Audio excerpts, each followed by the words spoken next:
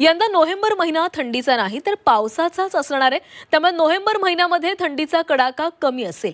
November महिन्यात राज्याबरोबरच संपूर्ण देशात सरासरीपेक्षा अधिक पावसाची शक्यता आहे। दरम्यान आज सकाळपासूनच पावसाने हजेरी लावलेली आहे। तर इथला आढावा घेतला आमचे प्रतिनिधी मनश्री पाठक यांनी।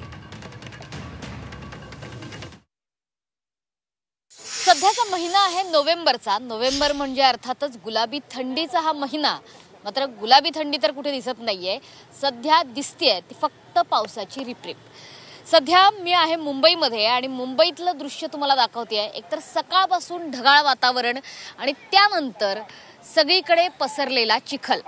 खरं तर सुट्टीच्या दिवशी अनेकांना फिरायला जायचं असतं, अनेक तरुणांना खेळायचं असतं। मात्र मैदानाकडे जर तुम्ही नजर टाकाल तर लक्षात येईल की सध्या मैदानात चिखल आहे। कारण नोव्हेंबर उजाडला तरी पाऊस मात्र आपला निरोप घेण्याचं नाव काही घेत नाहीये। ऑक्टोबर हीटचा महिना गेला, मात्र दिवसभर ऑक्टोबर हीट आणि संध्याकाळ मात्र पावसाची रिपरिप अशीच काहीशी परिस्थिती होती।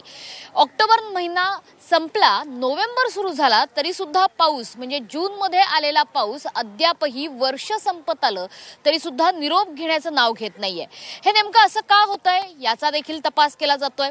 मात्र हवामान विभागाचं म्हणणं आहे की नोव्हेंबर महिन्यातला कमाल आणि किमान तापमान आणि पाऊस यांचा अंदाज वर्तवला जातोय।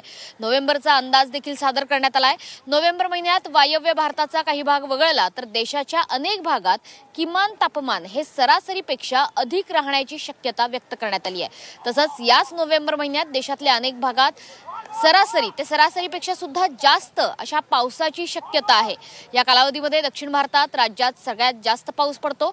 यंदा 77 ते 123% म्हणजे सरासरी इतकाच पाऊस पडलेला आहे। नोव्हेंबर महिन्यात फारशी थंडी सुद्धा पडणार नाहीये। त्याच्यामुळे गुलाबी थंडीचा आस्वाद घेऊयात, गुलाबी थंडीच्या निमित्ताने कुठेतरी फिरायला जाऊयात असे जर काही प्लॅन्स तयार करत असाल तर अर्थातच सगळ्यात पहिल्यांदा पावसाचा अंदाज घ्या। कारण वर्ष संपत आलंय, दसरा गेला, दिवाळी गेली, आता ख्रिसमस आणि इयर एंड जवळ आलाय। मात्र पावसाचा या वर्षातला एंड काही होताना दिसत नाहीये।